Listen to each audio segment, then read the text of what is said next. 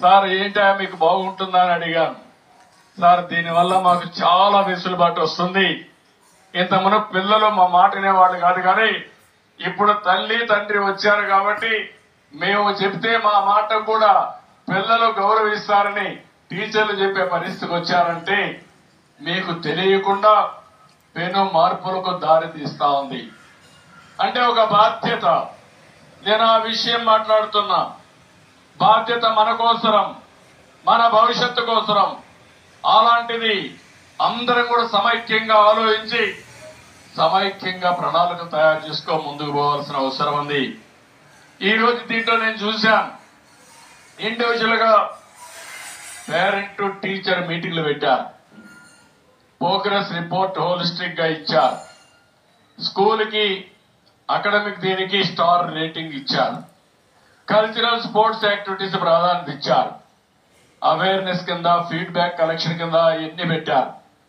ఇక్కడ ఒక విషయం మీ అందరికీ చెప్పాలి. ఈరోజు పిల్లలంటే మన మీద మెషిన్స్ మారిగా పెట్టి 24 గంటలు చదువుకోమని చదువుటేరుతున్నాం. దానివల్ల పిల్లల్లో కూడా ఆలోచన విధానం కూడా మారే పరిస్థితి వస్తుంది. చదువు అనేది ఈ రోజుల్లో ఆడుతూ పాడుతూ చదువుకోవాల్సిన అవసరం ఉంది. హ్యాపీగా ఉండాలి, ఆనందంగా ఉండాలి. స్కూల్కి వచ్చామంటే ఒక ఆనందాన్ని ఇస్తుంది, ఒక ఫన్ ఉంటుందనే ఉద్దేశం ఉండాలి తప్ప బోరు కొట్టే పరిస్థితి రాకూడదని కూడా కోరుకుంటున్నా. రెండో విషయం మీరందరూ గుర్తుపెట్టుకోవాలి. చిన్నప్పుడు ఎవరైతే బాగా ఆడతారో ఏ గేమ్ అయినా కానీ, అదే ఖోఖో కావచ్చు, వాలీబాల్ కావచ్చు, లేకుంటే బ్యాడ్మింటన్ కావచ్చు, ఏ గేమ్ అయినా, కబడ్డీ కావచ్చు, ఏదైనా కానీ ఆడితే మానసిక స్ట్రెస్ తగ్గుతుంది. కష్టాన్ని మర్చిపోతాం, టెన్షన్ పోతుంది. దీనివల్ల శారీరకంగా బలం వస్తుంది. ఈ విషయం కూడా మీరు గుర్తుపెట్టుకోవాల్సిన అవసరం ఉంది. ఎందుకంటే పెద్ద అయిన తర్వాత మైండ్ బాగా పనిచేసిన శరీరం సరిగా పనిచేయకపోతే మనం అనుకున్న లక్ష్యాలు నెరవేరవు. అందుకే చిన్నప్పటి నుంచి పిల్లలందరినీ స్పోర్ట్స్ పట్ల ప్రత్యేకమైన శ్రద్ధ తీసుకోవాల్సిన అవసరం ఉంది. దీనికి కూడా ప్రాధాన్యత ఇస్తాం. ఇది కాకుండా ఇంకొక పక్కన మీరు ఒకసారి చూస్తే ఏదైతే మానసిక ఆనందం, ఎప్పటికప్పుడు స్పిరిచువాలిటీ కూడా అవసరం. కొన్ని విషయాలు కూడా అప్పుడప్పుడు రెస్ట్ ఇవ్వడం కూడా అవసరం.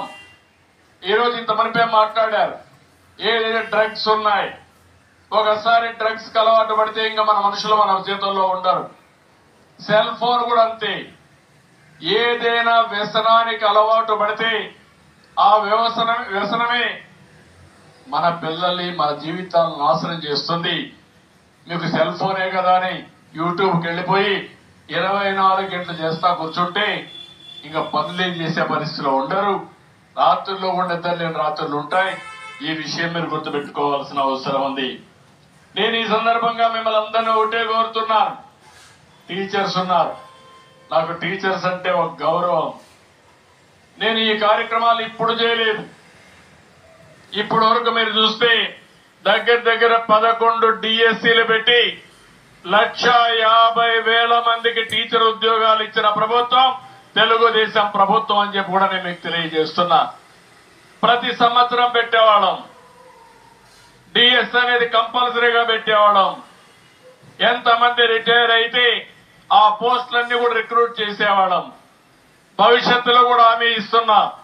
ఈ సంవత్సరం ఎడ్యుకేషన్ మినిస్టర్ గారు రేపు జూన్ కంతా మళ్ళా స్కూల్స్ ప్రారంభించే లోపల టీచర్ని మొత్తం రిక్రూట్ చేయడమే కాకుండా ట్రైనింగ్ ఇచ్చి మొదటి రోజున వాళ్ళు స్కూల్కి వచ్చే పరిస్థితి తీసుకురావాల్సిన అవసరం. ప్రారంభించిన మొదటి రోజునే కొత్త టీచర్లందరూ కూడా పొజిషన్ చేసే బాధ్యత తీసుకోవాలి.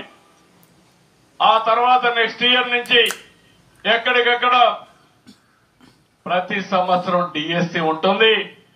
వాళ్ళకు కూడా ఒక పర్టికులర్ టైం ఇస్తాం. అవన్నీ ఇచ్చి మళ్ళీ కొత్తగా సంవత్సరం క్యాలెండర్ స్కూల్స్ ప్రారంభించే ముందే వాళ్ళందరినీ కూడా పొజిషన్ చేస్తాం.